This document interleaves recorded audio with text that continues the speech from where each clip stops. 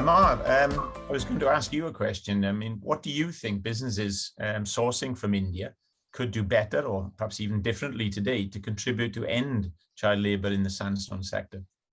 I think, and from my side, what I think so, that the business leaders and the companies, they have to be ensure that there is no any child involved into the work, because what I have seen on the grounds, that in the most of the companies, there are many children who are involved in the work they're doing for that, but the top companies, they have no idea. But in the supply chains where their source is coming from, there are many children, they are involved in, they are working from different parties. So I think insecurity is the most important things. And as you find that any party who supplying any stuff for your companies, and you realize that there is any child involved in that work, or maybe any child involved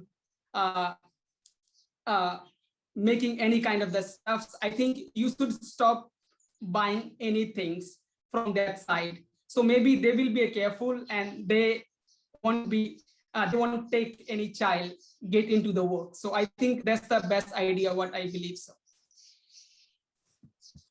Thank you. Okay, I have another questions for you.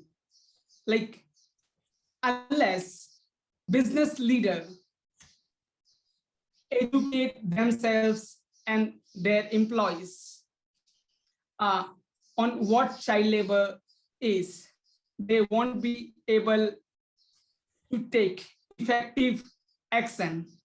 What are you doing to change that in your company? Yeah, I think the first thing is, as you sort of said right at the beginning, for me, it's explaining to people, and I think there's a real misunderstanding of what child labor is. I think for some people in different societies, they actually think that's children going to work with their parents. They don't understand what bonded labor is. They don't understand the trafficking of children. And I think we have to be more explicit about what we're talking about, because it sometimes, I think, is too easy for people to dismiss it as not the bigger problem than what it is. So I think that explanation is important. We certainly ensure our time is with our employees.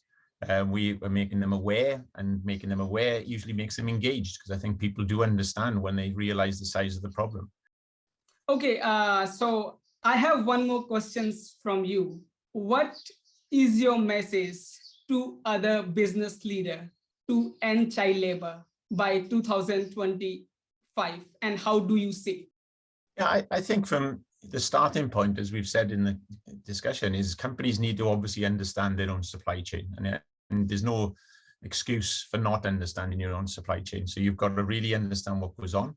I think they've got to use third party, both local, to do risk assessments and understanding that, and have clear commercial terms. The key from my point of view is we it's a business as well for people, and I think they need to get away from this idea that if it's low cost, it's better, and therefore people are doing it for the wrong reasons. I believe you can grow their business by investing in the business and doing it the right way. So they don't have to do and cut corners to try and take down costs and then have a situation where they're employing children. From my point of view, you need to sit down commercially with the business you're going to deal with. It's clear, zero tolerance. If they actually don't adhere to it, then there will be no more business.